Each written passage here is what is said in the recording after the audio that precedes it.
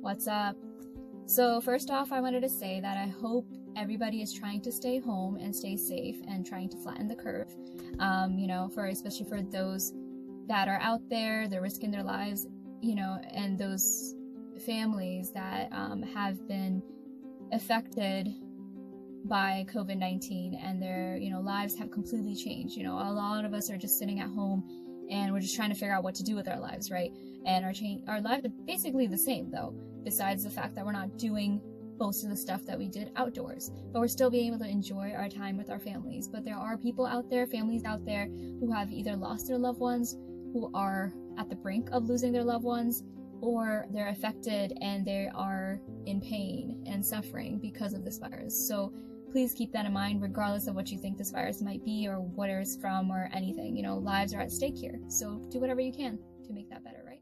So if you haven't already, please go ahead and watch my video, Strengthening Your Immunity Against COVID-19 Part 1. I go over some of the foods that cause havoc to your gut flora. I go over prebiotics, natural prebiotics that you can add to your grocery list, and probiotics, number 1 through 5. 11 super probiotic foods that you can add into your system, 1 through 5. So now I'm going to start Part 2 to strengthening your immunity against COVID-19 or any other virus or any other bacteria.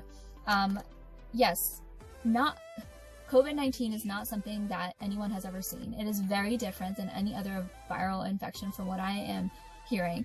But again, it is still a virus. So at the end of the day, we have to strengthen our, defense system. We have to strengthen our immune system because that is the only thing that in our body is literally what fights off this virus. So do whatever you can to do it.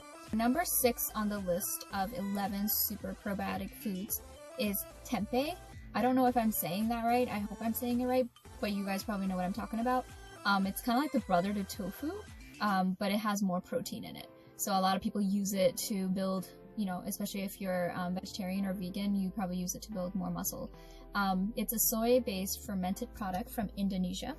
It has potassium, copper, iron, magnesium, manganese, and phosphorus. So again, this product is packed with probiotics, but it's also known to be packed with prebiotics. So 7 on the list is kanji. Kanji is an Indian kombucha. I guess it's known as an Indian kombucha. It is a traditional North Indian winter drink that's made with carrots. You take carrots, 2 teaspoons of chili powder, mustard seed, and 3 to 4 cups of water, mix it into a jar, and you cover it with cloth and you leave it outside in the sun for a week or so to let it ferment. Now, if anyone has ever tried this, please let me know how it tastes. I'm a little scared to do it, but I'm going to do it. If I do, I will make a video on it. It also contains iron, manganese, and calcium, so that's great. And it's great for your eyes, for your digestion. It has antioxidants, and also helps with people who suffer from symptoms from IBS. So definitely give it a try. Next on the list is natto. It's a fermented soy dish from Japan. It has, from what I've heard, it has a bitter and nutty flavor, and it's an acquired taste. Either you're gonna hate it or you're gonna love it. So if you have tried it, please let me know which one it was. I can't wait to try it. It has a lot of benefits. It has iron, vitamin C, vitamin K, calcium, magnesium. It has manganese, potassium, selenium, and it also contains protein. It's great for digestion. It's great for your immunity. It straightens your gut lining.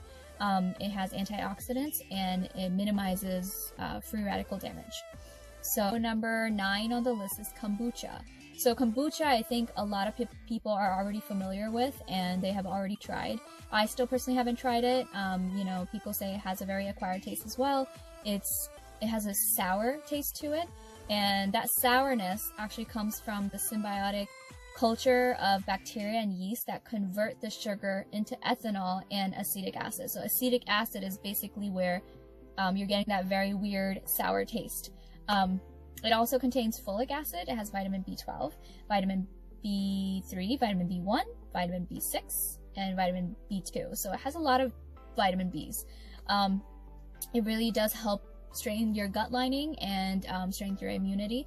It also is known to improve cholesterol. It's antibacterial and antimicrobial. So why not give it a try? So here's another item that everyone is probably familiar with. I love these pickles.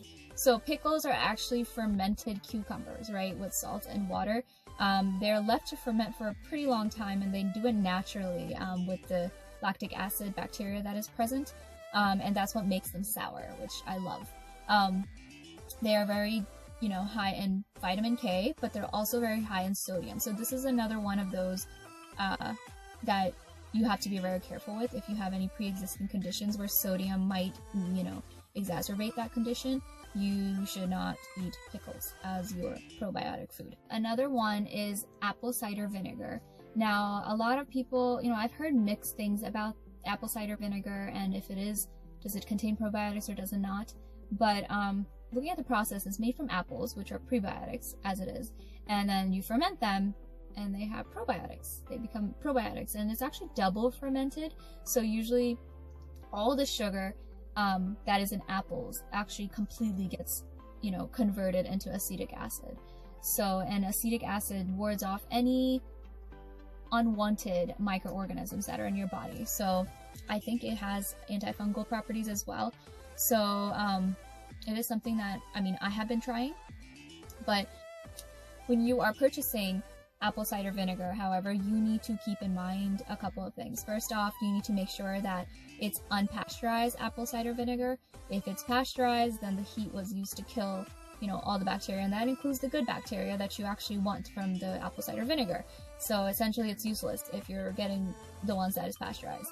Try to get the one that looks ugly. Basically, what I mean by that is it has like a cloudy appearance to it. It doesn't really look that appetizing. If it is very clear and stuff, it is probably filtered and processed, and you don't want that. You want the natural stuff. So, and find the one that has the word mother on it. It basically means that it's a culture of the beneficial bacteria that transforms apple cider into vinegar. So you need that mother. I'm going to talk about one more that a lot of people obviously probably already consume. It's cottage cheese. Now, why I don't want to talk too much about this is because when you are purchasing any type of cheese or any type of dairy product, first off, everything is so pasteurized, right? They have to kill off the bad bacteria. So when they do that, they kill off the good. So essentially, again, it becomes useless. You don't get the good stuff that you need from it, the good bacteria you need from it for it to actually, strengthen your immunity at all. So I'm not really sure what else you're getting from it then, right? But if you can get or make cottage cheese, from unpasteurized raw milk, then that, it's one of the most rich in healthy bacteria. So, again, make sure, personally, I wouldn't recommend it if you're just going to go out to the grocery store and just pick up cottage cheese. So there you have it. Those are some of the most powerful probiotic foods that are out there. I can say that personally, I don't think I have tried a lot of these, and I really hope that I do. What I have been working on, though, is adding the super greens to my life, the polyphenols from a plant-based diet. I'm hoping that will help, and another couple of lifestyle changes, which include sleep. So trying to focus on my sleep. It's been a little lacking lately, but your sleep makes a very big difference in your immune system. We all know there's a gut and mind connection and a brain connection, which I'll talk about in a different video, but there's a huge connection. So you really do need your sleep. Another main one is stress reduction. Now, these last two things are very, it's very easily said and it's actually done, and definitely this last one with the stress reduction. But there are many things that you can practice to try to reduce your stress. That includes just try to find some me time, which is very difficult right now, I know, especially for us mothers, but make sure you find that me time for you. Do something that helps you release, some energy, and do something that relieves your stress a little bit.